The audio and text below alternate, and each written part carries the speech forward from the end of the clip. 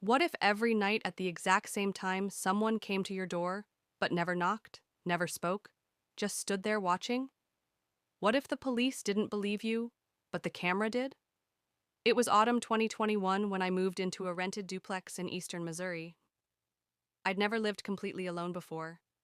Even though I was 27, working full time, and maintaining a solid routine, I couldn't shake the unease.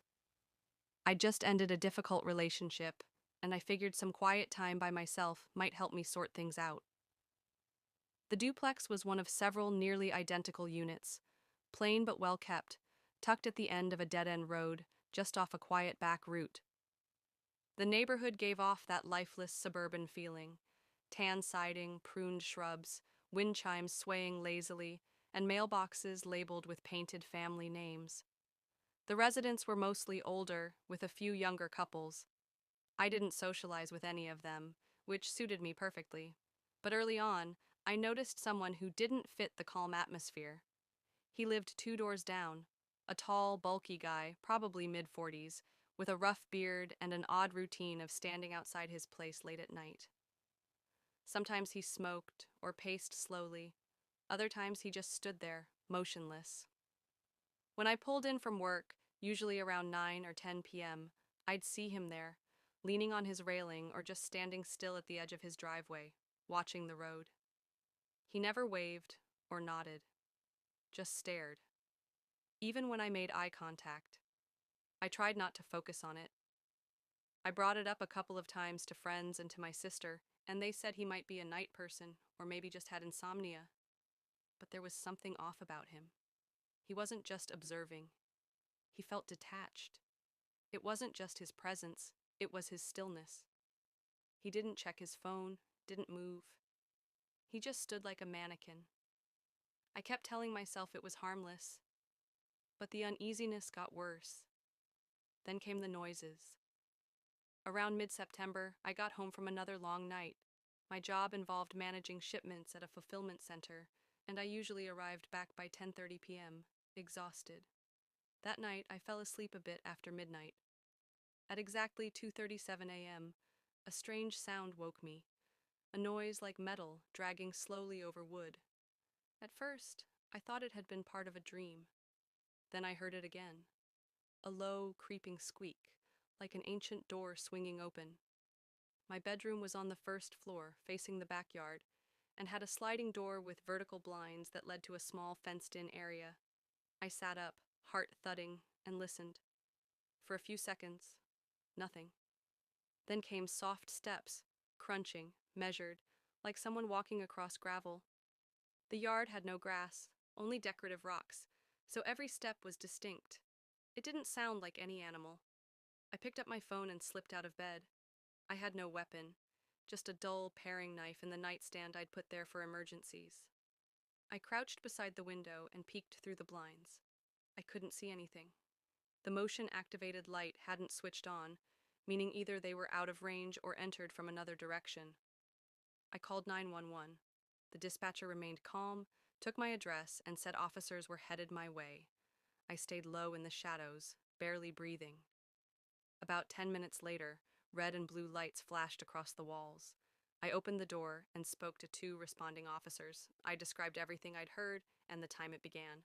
One officer went to check the backyard while the other asked me a few more questions. The one who inspected the yard returned and said the gate was locked and undisturbed. He said he'd log it in their system anyway. No prints, no forced entry, no evidence of a break-in. One of the officers casually said, "Maybe a raccoon," and gave me a look like I'd overreacted. I didn't argue. They left after 10 minutes. I never went back to sleep. The next morning, I checked the backyard myself. That's when I saw something odd. A flat stone, roughly the size of a paperback, was wedged under the bottom of the wooden gate. I hadn't noticed it before. The gate had a spring that made it snap shut, but this stone kept it slightly ajar. It looked deliberately placed, like someone wanted to be able to come and go without a sound. I picked up the stone and tossed it across the yard. I phoned the police again and explained what I'd found. They said they'd noted in the report, but once again insisted there wasn't much they could do. I asked if they'd talk to neighbors or check for security footage. They told me no. Unless a crime was committed, they had no grounds. I was starting to feel like I was losing it. 2 nights later, things got worse. At exactly 2:14 a.m., I woke to the sound of the back door handle rattling. At first, it was soft, like someone gently testing the lock. Then it shook harder, like they were trying to open it. I sat upright, heart pounding.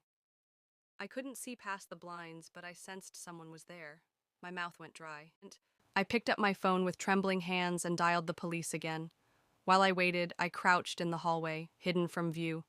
I had no dog, no firearm, just that stupid knife. The motion light suddenly clicked on. I looked through a tiny crack in the blinds and saw a shadow drift across the glass. It was a man. He didn't run or hide, he just stood still. The same officers returned. This time they found something, large footprints in the gravel, leading straight to the door.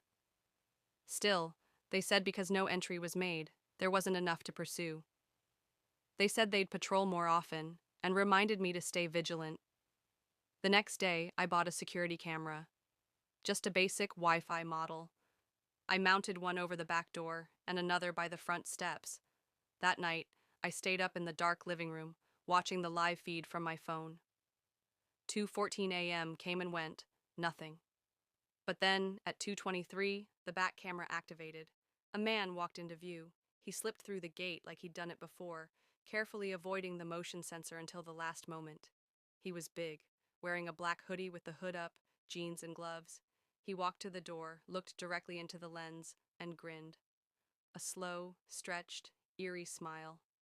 Then he stepped back, never breaking eye contact, and vanished into the darkness. I phoned the police again. They watched the footage and admitted it was disturbing, but once again, they said since there was no break-in, no damage, and no weapon shown, their hands were tied. They wouldn't even ask the neighbor to check his doorbell footage. I begged them. They refused. That night, I packed a bag and checked into a hotel. When I returned the next day, I found 4 muddy handprints on the sliding door, 2 near the top, 2 lower down, like someone had crouched and just rested there, staring inside. A week later, I moved out. I broke the lease, gave up the deposit, and left. I didn't care. I couldn't take another night in that place. What sealed it was the note I found in my mailbox the morning I left. Lined paper, written in tight, jagged handwriting. It read, "The cops leave, but I don't." I filed one last police report. That officer looked genuinely disturbed. He said they'd follow up with some house calls, but it was too late. I was done. I never looked back.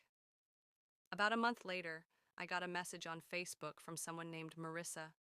She had just moved into the unit after me. Her message said, "Hey, sorry to reach out.